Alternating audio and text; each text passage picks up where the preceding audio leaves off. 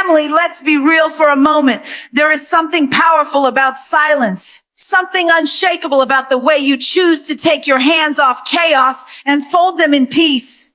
And I need you to understand, when you ignore what was once pulling on your attention, it doesn't just disappear quietly. No, there is a panic that rises in the heart of the one who thrived off your response. They wear a smile, but behind it, something is trembling. That smile is nothing but a thin mask trying to cover a storm. Because when you stop reacting, when you stop answering every little jab, when you stop running to put out fires that were never yours to begin with, they are forced to face themselves. And that is the one thing they cannot handle. They thrive on pulling you into their whirlwind. They thrive on making you feel like you have to explain, defend, or justify yourself. But when you choose silence, when you choose to rise above the noise, you disrupt the system they built. You break the rhythm of the dance they trained you to step into. And suddenly, they're left standing in the middle of the floor with no music, no partner,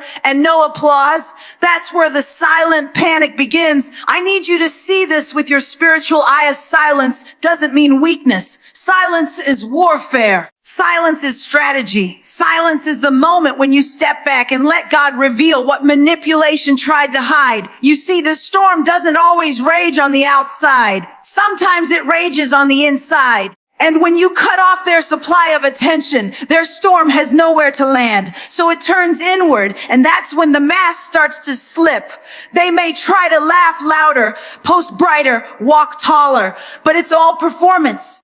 And you can almost feel it. You can almost sense that their smile is hollow because what they really wanted was your reaction. They needed you to validate their stage, to hold up their fragile ego, to fuel their power. But now, you've chosen to hold your peace instead. And let me tell you, peace will cost you some noise, but it will buy you freedom every time. And here's the part I don't want you to miss. Your silence is not just about ignoring. It's about healing. It's about breaking a cycle where you once thought you had to respond to everything thrown at you. You once thought it was your responsibility to fix, to explain, to make sense of the nonsense. But the moment you decided not to play that game anymore, that's when you took back your power. That's when you told the enemy, you can't pull me like a puppet on strings anymore. So while they're panicking behind that smile, you're growing. While they're unraveling in secret, you're finding your strength in public and in private. And the truth is, it's not even about what they're losing. It's about what you're gaining. You're gaining clarity. You're gaining time. You're gaining self-respect. You're gaining energy to pour into the places and people who deserve it. And for the first time in a long time, you realize you don't have to fight every battle that calls your name. Sometimes the greatest fight is to stand still and stay silent. But silence takes courage. Because let's be honest, it's tempting to clap back. It's tempting to prove a point. It's tempting to set the record straight. Yet every time you rise above that temptation, you're choosing destiny over distraction. You're choosing peace over panic. And that choice rattles every chain that ever tried to hold you. So don't be fooled by the grin they wear or the show they put on. Behind that mask is panic. Behind that performance is fear. Because the moment you stop feeding what drains you, it has no choice but to weaken. And the beauty is, you don't even have to expose it. Time and truth will always do that job better than you ever could. Keep your silence. Hold your peace. Watch the storm reveal itself without you ever lifting a finger. You know what's interesting about silence? The moment you stop giving your energy to what once drained you, suddenly sweetness shows up at your door. All of a sudden, the same person who once threw daggers with their words will try to cover those daggers in honey. They'll soften their tone, lower their voice, change their approach because they can feel the shift. They can sense the power slipping, and instead of fighting it head on, they try to disguise it. That's the secret move. It's not always rage. It's not always shouting. It's the switch to sweetness, the sudden kindness. The tender words that sound like care but carry an agenda. It can catch you off guard if you're not careful. Because part of you wants to believe that the sweetness is real. Part of you wants to lean into it because after all, you know how much you've longed for consistency, for compassion, for gentleness. And when it's offered, even if it's only for a moment, your heart says, finally, this is what I deserved all along. But you've got to be discerning because sometimes the honey is just another disguise. Sometimes the sweetness is bait, not blessing. Think about it. When you ignore the drama, when you don't answer the call of manipulation, they lose their grip.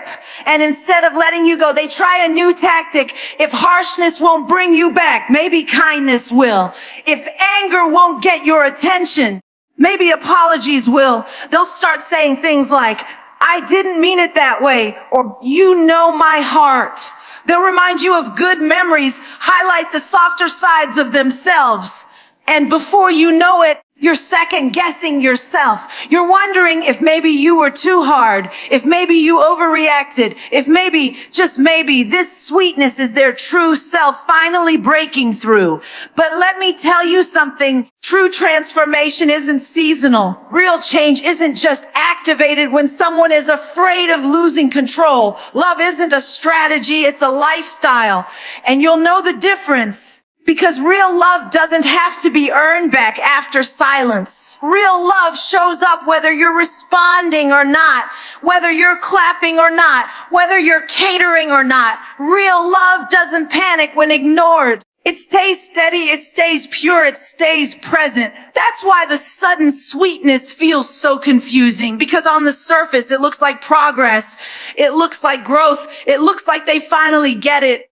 But in reality, it's not about them seeing your worth. It's about them fearing their loss. And there's a huge difference because when someone truly sees your worth, they treat you right consistently, not conditionally. They don't wait until silence forces them to show kindness. They live in kindness because it's who they are, not what they're using. And this is where your wisdom has to rise. Because your spirit can sense the difference between honey that heals and honey that hides. You've got to ask yourself, is this sweetness drawing me into safety? Or is it luring me back into the same cycle I just broke free from? You've got to be honest enough with yourself to admit when the sudden shift isn't a gift, it's a trick. And I know that's hard because deep down you may wish it were real. Deep down you may want so badly to believe that this time it's different, but discernment will protect you when desire wants to deceive you. Don't let a few sweet words erase the bitter reality you lived through. Don't let a temporary shift convince you that permanent change has arrived. And don't let your silence be bought out by the promise of soft words that were never backed by steady actions. Because here's the truth, you don't have to settle for temporary sweetness. You don't have to accept kindness that only shows up when it's convenient for someone else. You deserve love that doesn't have to switch up just because it's afraid of losing you. You deserve consistency, security, sincerity. You deserve the kind of love that doesn't have to panic when you're silent because it's never been dependent on controlling your voice in the first place. So while the sudden sweetness may sound convincing, don't let it distract you. Don't let it draw you back. Let it remind you of this one truth. You've grown past the stage of falling for temporary disguises. You've matured beyond the need to be baited by words without weight. Have you ever noticed how quiet gets loud?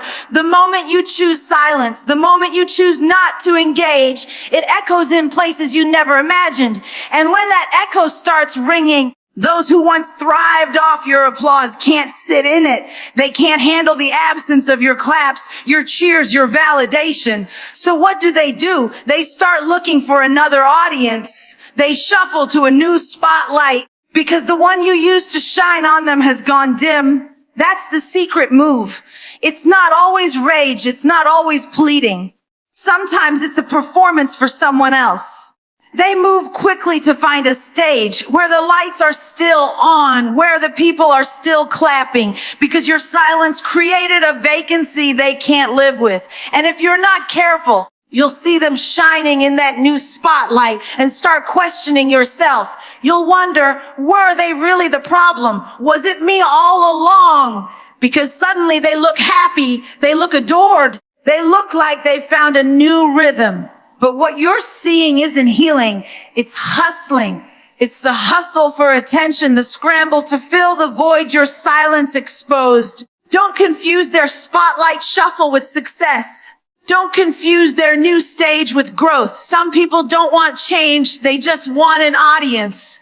And when you walked away, you took away the front row seat they depended on. You were the one who saw it all. The highs, the lows, the hidden cracks. And when you chose not to watch anymore, they had to go find someone else who couldn't see behind the curtain. That's why the show looks so flawless. That's why the performance looks so perfect, because they only let the new audience see the polished act, never the rehearsals filled with chaos and mistakes. And here's the truth. Sometimes the hardest part of holding your silence is watching the spotlight move on, watching them perform for someone else, watching them gather new applause, watching them look untouchable when you know the reality underneath. But hear me on this. Don't let the show fool you. Don't let the new stage make you doubt the truth you lived. Because while they may gather new applause has never healed a soul. While they may shine for a moment, a spotlight has never covered brokenness for long. You've got to remember that your silence isn't punishment. It's protection. It's you stepping out of the circus, refusing to be entertained by dysfunction any longer. And when you leave the circus, the ringmaster doesn't retire. They just find a new tent to set up in. That's what the spotlight shuffle is. It's not about you losing. It's about them refusing to sit still long enough to face themselves. Because when the audience is gone and the lights go out, that's when the real truth surfaces. And no matter how many stages they run to, they can't outrun what lives inside of them. So don't chase the spotlight when it shifts. Don't run after the performance hoping to prove your worth. Don't let your silence be broken by the fear of missing out on their new show. Because freedom is not found in watching someone else perform. It's found in learning how to live without needing the performance at all. And that's exactly what you're doing. Your silence is teaching you how to live without the noise, without the drama, without the manipulation. You're learning how to clap for yourself, how to shine without needing a stage, how to grow without needing an audience. Let them shuffle. Let them perform. Let them chase lights that only burn for a moment. Because while they're busy moving from stage to stage, you're building something real, something steady, something that doesn't require applause to stand. And in the end, truth always outlasts performance. Authenticity always shines brighter than spotlight tricks. And while their show may gather a crowd, your peace will gather strength. So don't be moved by the shuffle. Don't be shaken by the lights. Don't be distracted by the applause. What looks like winning on their side is really just running. What feels like silence on your side is really just freedom. It's one thing when silence makes them restless, but it's another thing when silence makes them desperate. And one of the secret moves they make in that desperation is the guilt game. You know what I'm talking about. They start pulling out old stories, old sacrifices, old memories, anything that can make you feel like you owe them something. Because if they can't control you with noise, maybe they can control you with shame. It sounds subtle at first. After everything I've done for you, you wouldn't be where you are without me. You're just going to forget all the times I was there. They sprinkle those words like bait, hoping you'll bite, hoping you'll feel that familiar tug in your chest that says, maybe I am being ungrateful, maybe I am being selfish. And before you know it, you're sitting in a seat you don't belong in, paying a debt you don't owe.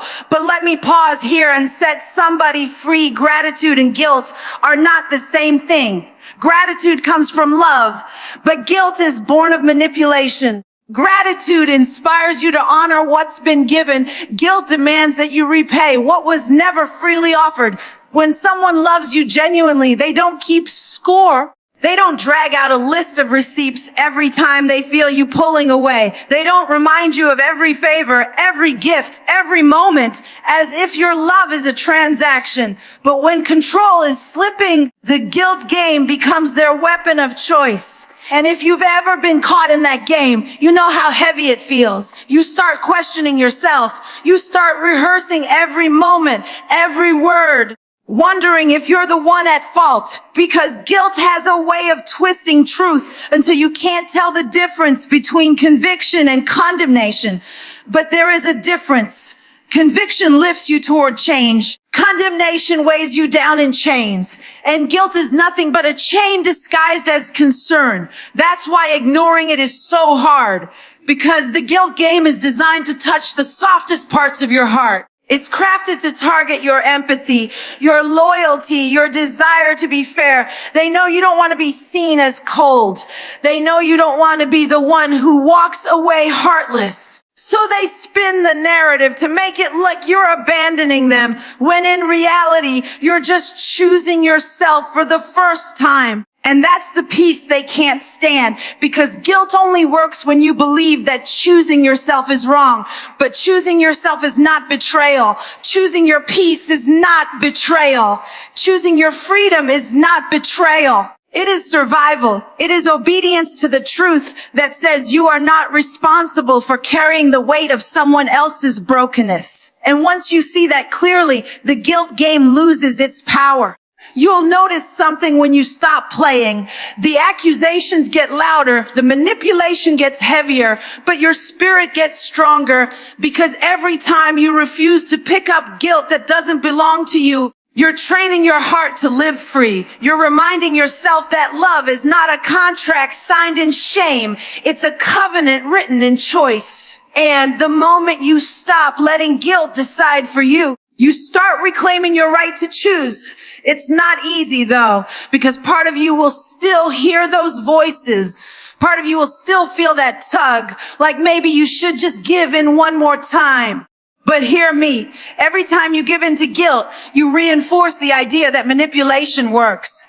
And the only way to break that cycle is to stop responding, to sit in your silence long enough for guilt to lose its grip, to breathe deep and remind yourself, I don't owe an apology for protecting my peace. One, here's what's beautiful. When guilt doesn't work anymore, clarity rises. You start seeing how many years you spent apologizing for things that weren't even your fault.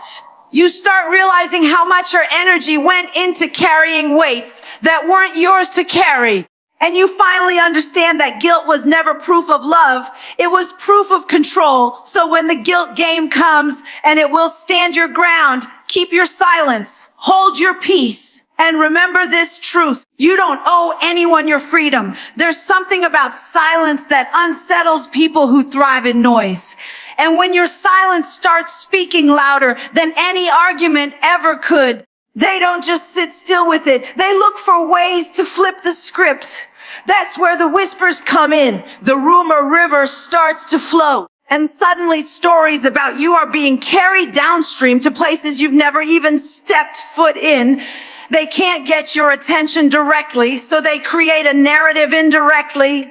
And if you're not grounded, those whispers can feel like waves crashing against your name. You'll start hearing about things you supposedly said, things you supposedly did, and you'll shake your head wondering, how did I become the villain in a story I didn't even write?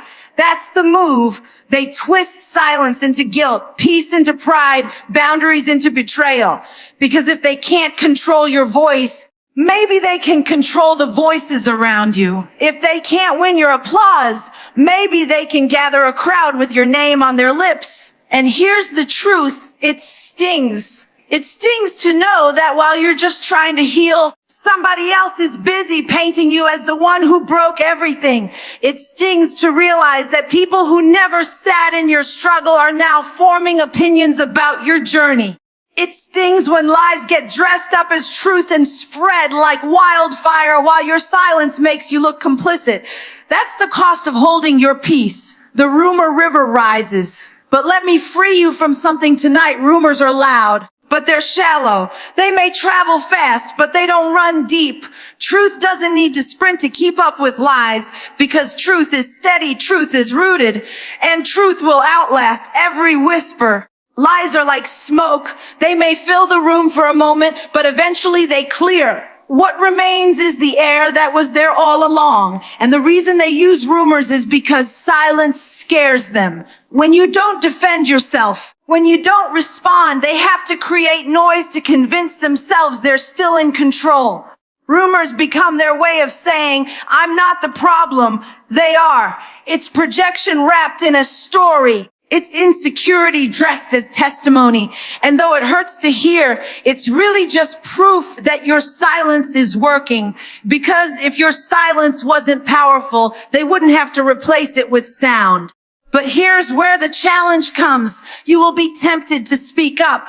You'll feel the pull to defend yourself, to set the record straight, to prove that the river is filled with lies. But sometimes the best defense isn't a response, it's endurance. Because responding pulls you back into the very cycle you're trying to escape. It makes you look like you're fighting on their terms. And the truth is, you don't have to fight on that level. You don't have to wrestle with rumors when your life will testify for itself. Your character will outlive the chatter. Your consistency will drown out the lies. Your growth will silence the gossip. It may not happen overnight, but in time, people will see the difference between your truth and their rumor. You don't have to rush it. You don't have to force it. Just keep living, keep healing, keep becoming. And while they're busy twisting words, you'll be busy building a future that rumors can't reach. And don't miss this. Sometimes the people who believe the rumors were never meant to walk with you anyway. If a whisper can pull them away, then loyalty never tied them close. If a lie can shift their view of you, then truth never anchored their love. And though it hurts to lose people that way, it also frees you from carrying relationships that were fragile to begin with. The rumor river doesn't just reveal what others say about you. It reveals who really belongs in your life. So don't drown in the whispers. Don't waste your energy trying to plug every leak, trying to stop every current. Rivers run, but they also run out. And when they do, the water clears, and what's left standing is the rock that didn't move. That rock is you. That rock is your peace. That rock is your silence that never needed validation to be powerful. When silence doesn't bend, when ignoring doesn't break you, when the whispers don't move you and the guilt doesn't pull you back, there comes a final move. It's loud, it's bold, it's dramatic. It's the desperate comeback. And you'll know it when you see it, because it looks like a grand performance designed to make you question every ounce of strength you've built. They'll come back bigger than before. Sweeter words, louder gestures, maybe even public displays meant to prove that they've changed, that they miss you, that they can't live without you. And if you're not grounded, it can feel overwhelming, because for a moment, the spotlight is back on you. This comeback isn't about reconciliation. It's about control. It's about restoring what silence stripped away. When you ignored the noise, you shifted the balance of power. And nothing rattles someone more than realizing they no longer have a hold on you. That desperation shows up in ways that look like pursuit, but in reality, it's panic. Panic that their grip is gone. Panic that their influence is fading. Panic that you are finally learning how to stand without their approval. And here's the tricky part. Because the desperate comeback can look like sincerity. It can sound like apologies, promises, confessions of regret. You'll hear things like, I've changed. I realize now what you mean to me. I'll never take you for granted again. And part of your heart wants to believe it, because those are the words you long to hear back when you were still fighting for their attention. But discernment will whisper to you, if it took my silence to bring out your change, is it really change at all? You see, transformation doesn't wait until someone stops clapping. True growth doesn't happen as a performance for an audience. It happens in the quiet, in the unseen, in the moments when no one is watching. The desperate comeback, though, isn't born of transformation. It's born of fear. Fear of being irrelevant, fear of being forgotten, fear of losing the power they once held. And if you're not careful, that fear will masquerade as love. They'll show up at your door. They'll send messages that flood your phone. They'll post things designed to catch your attention. They'll try everything from sweet words to dramatic displays, hoping at least one arrow hits the target of your heart. But remember, desperation doesn't equal devotion. Just because someone fights loudly to get you back doesn't mean they'll fight consistently to keep you whole. And this is where you have to stand firm. Because the desperate comeback is designed to test your boundaries. It's meant to see if the silence you've chosen is real or temporary. It's meant to push you back into a cycle you've already started breaking free from. If you give in, you don't just open the door to them, you close the door on your own healing. And that's too high a price to pay for words and gestures that fade once the panic subsides. You've got to remind yourself that desperation doesn't sustain. Grand gestures may sparkle in the moment, but consistency shines in the long run. If it's real, it will prove itself over time without demanding that you sacrifice your peace. If it's genuine, it won't just roar in desperation. It will whisper in devotion, quietly, consistently, without theatrics. But most times, the desperate comeback is just a final attempt to reclaim what's already slipping away. And once you see it for what it is, it loses its power. You realize that you don't need the noise. You don't need the performance. You don't need the drama to validate your worth, because you've learned to find worth in silence, in stillness, in the quiet strength of knowing who you are apart from anyone else's applause. So when the desperate comeback shows up, don't let it move you. Don't let it shake the ground you've already secured. Stand tall, stay grounded, and know this truth: if peace costs you a performance, then it was never peace at all.